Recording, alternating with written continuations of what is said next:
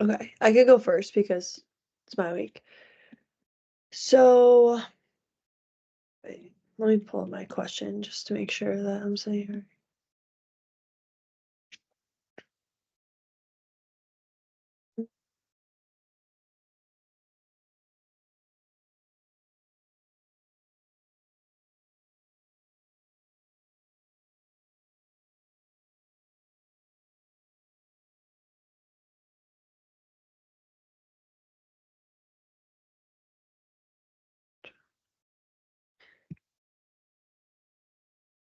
Okay. My question was explain James Conant's view on the use of standardized testing in student selection. What do you think led him to adopt these views, and how do they relate to the thinking behind the bell-shaped curve that became prominent in the 1950s and the 1960s? In your mind, is this kind of thinking consistent with a pluralistic democracy? Why or why not? And my answer was James Conant's views on the use of standardized testing was that intelligence was inherited. One idea that he emphasized was that he wanted to get rid of the financial barriers that were preventing individuals from attending certain schools. He came up with scholarships so that everyone had the chance to get into certain colleges, and the bell curve was used to compare one student to another based on their test scores. The test taken was the criterion reference test, and the idea that Conant emphasized that every individual had the same chance at college is associated with a pluralistic democracy. Because the test is not biased towards any majority group, this is what made it more pluralistic. And then one example of a test that is similar to that is SAT that all high school students have the opportunity to take prior to college. Just to kind of like give people the reference of something like that now. But yeah, that's it for mine.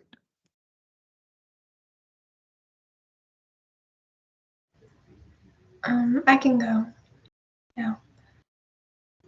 So question 3 was what was the GI Bill and what purpose was it designed to serve?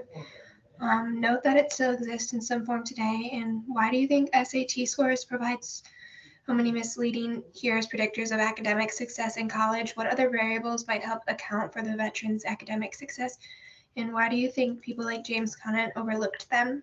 So I said that the GI Bill provided full academic scholarships to veterans, no matter what their academic records or SAT scores were.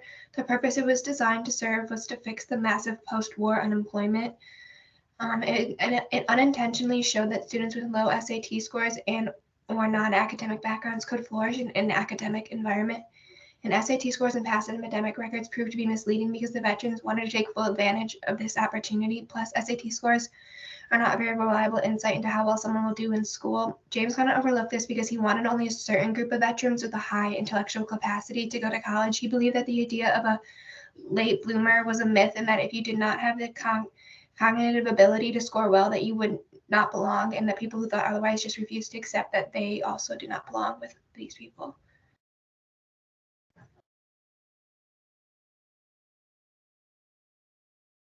Go next with mine.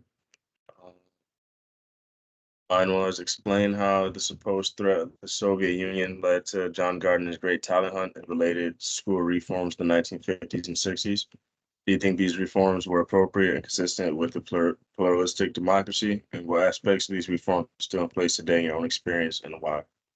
I said the Cold War era sparked things like John Gardner's Great Talent Hunt, which emphasized that standardized testing uh, be a means to identify and develop academically like gifted individuals. This was driven by the U.S. having a fear of falling behind the Soviet Union in technology, education, innovation. The reforms face criticism for perpetuating inequalities, and today standardized testing remains like a significant part of education systems, and it raises like the ongoing debates of fairness and inclusivity. Um, Whether or not these measures align with democratic principles depends on how they're implemented and the impact they have on the access to opportunities for all students. In terms of today, some of these are still in place, like standardized testing was used and required when I was applying for colleges.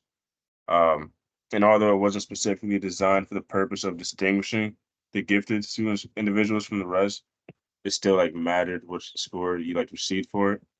So that's kind of a way that it's still kind of the influence kind of still around today. But yeah, that's all I have for that one.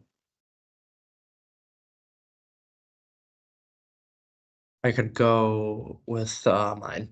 So my question was describe the development and purpose of life adjustment education in the post-World War II era. What kind of criticisms did it draw, especially with the dawning of the Cold War? Do you find these criticisms compelling? Why or why not? In your experience, are there any remnants of life adjustment education still in existence today, and do they serve any valuable purpose? So I said life adjustments following World War II and education prompted shifts in everyday life.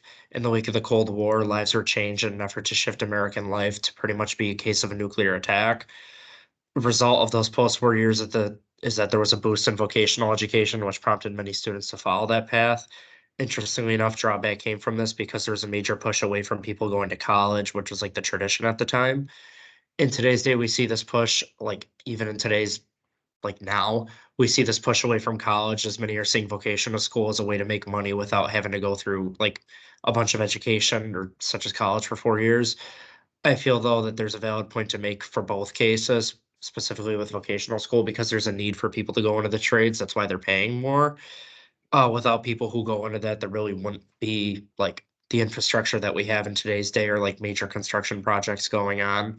So I thought that that was pretty interesting that even years ago we still see like kind of like history kind of repeats itself in education where like we see that there's a shift for people who should be going into like that field.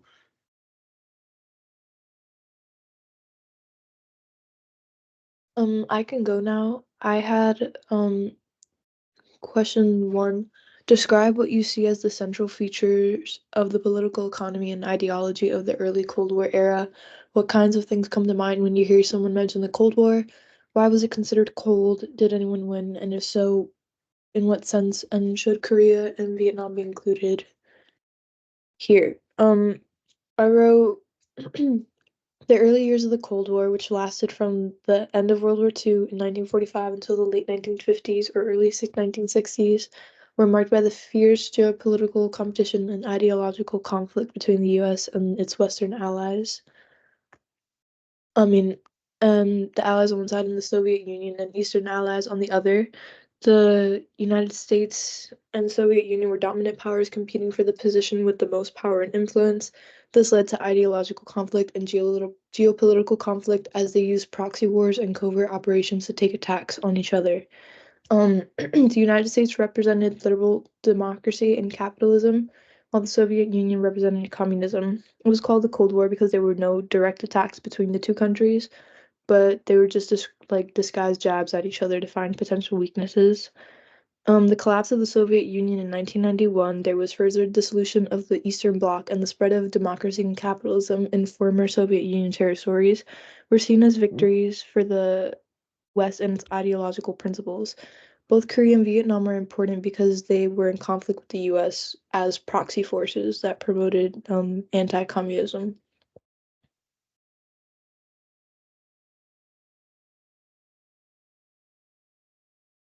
Okay. I think that's about it. If anybody has anything else to share, they can share.